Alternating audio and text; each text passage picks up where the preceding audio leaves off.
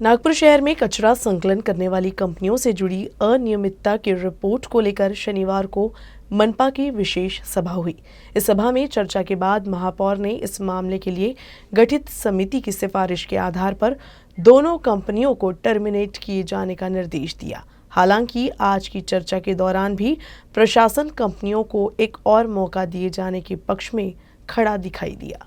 शनिवार को छुट्टी के दिन नागपुर महानगर पालिका की विशेष सभा हुई। इस सभा में शहर में कचरा संकलन करने वाली कंपनियों एजी और बीवीजी को बर्खास्त किए जाने की सिफारिश को मंजूरी प्रदान की गई। कचरा संकलन को लेकर नगर सेवकों द्वारा लगाए गए आरोपों को लेकर गठित सत्तापक्ष नेता अविनाश ठाकरे की समिति की सिफारिश को सदन से मंजूरी प्रदान कर दी गई। शनिवार को हुई चर्चा में शामिल नगर सेवकों में से सिर्फ एक कांग्रेस के कमलेश चौधरी ने कंपनियों के काम को सही ठहराया। चर्चा के बाद महापौर ने प्रशासन को निर्देश दिया कि नियमों के खांचे में बैठकर दोनों कंपनियों के कार्यकाल को खत्म किया जाए। तो 3 महीने तक तो उन्होंने जो अड़चनें बताई वो समझ में आती है, लेकिन 3 महीने के बाद और 1 वर्ष विलंब करना ये कहीं ना कहीं प्रशासन की दरंगाई पता करता है। इसलिए प्रशासन के अधिकारी कहीं भी अपना वक्तव्य नोंद कराते समय उनके वक्तव्य अलग होते हैं और फाइंडिंग्स अलग होती है। यह बात सेल्फ कॉन्ट्राडिक्टरी है। प्रशासन ने इस बात की ताकत लेनी चाहिए, ऐसे अधिकारियों को निर्देश भी देने चाहिए। इस कॉन्ट्रैक्ट के अंतर्गत जितनी भी कानूनी पूर्तताएं हैं उन सभी को पूर्ण करते हुए जो संबंधित समिति ने इस टेंडर को टर्मिनेट करने का और नए टेंडर देने का निर्देश दिया है, उस दिशा में प्रशासन कार्रवाई करे, इस प्रकार के निर्देश दिए गए। ये सामान्यतः बहुत कम होता है कि किसी मुद्दे को लेकर सदन में पक्ष और विपक्ष सहमत दिखाई दे। ऐसा इस मुद्दे को लेकर जरूर दिखाई दिया। नेता प्रतिपक्ष तानाजी वनवे ने दोनों कंपनियों की कार्यप्रणाली को लेकर प्रशासन को आड़े हाथों लिया। वनवे के ही स्थगन प्रस्ताव पर पहले सदन में चर्चा हुई थी और बाद में जांच समिति बैठी और फिर निर्णय कंपनियों की बर्खास्तगी तक पहुंचा। वनवे इस निर्णय पर समाधानी दिखे।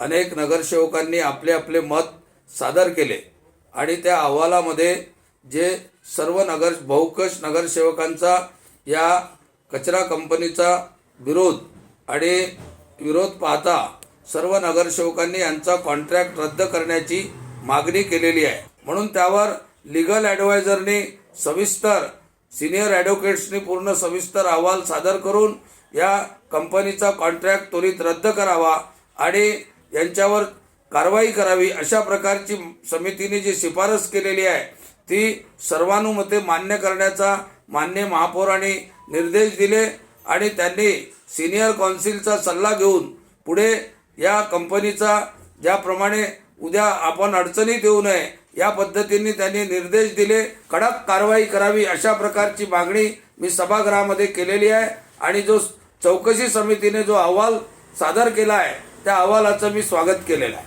चर्चा के दौरान कई नगर सेवकों ने प्रशासन पर तल्लख टिप्पणी की। पूर्व महापौर संदीप जोशी ने अपने भाषण में प्रशासन की कार्यप्रणाली को ही आड़े हाथों लिया। जोशी के मुताबिक करोड़ों रुपए खर्च किए जाने, अनियमितता साफ तौर से दिखाई देने के बावजूद भी कुछ लोग इन कंपनियों के बचाव में खड़े हैं और ये कौन है उनके नाम सामने आने चाहिए। एकीकडे नगरसेवक सर्वसामान्य जनता कंपन्यांच्या नावाने ओरडत असते। माझ्यासारख्याच्या घरी देखील 7 वाजता सायंकाळी गाडी येते कचरा संकलनाला।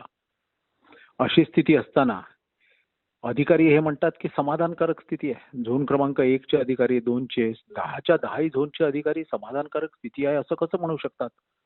आणि हे म्हणत असताना दुसरीकडे रायटिंग मध्ये ज्या वेळेला ते देतात त्याच्यामध्ये चक्क सांगतात का कुठे 1 दिवसाआड गाडी येते, कुठे 8 दिवसाआड गाडी येते, कुठे 5 दिवसाआड गाडी येते। म्हणजे हे चालवलं काय अधिकाऱ्यांनी। वाटेल तसे वागणं या दोन्ही कंपनींनी केलेलं आहे। आपल्याला आश्चर्य वाटेल की आजपर्यंत या दोन्ही कंपन्यांना जवळपास 150 कोटी रुपये दिलेले आहे आणि 10 वर्षाच्या संपूर्ण कालावधीमध्ये 2000 करोड रुपये महानगरपालिकेच्या जनतेच्या टॅक्स मधून आम्ही देणार आहोत।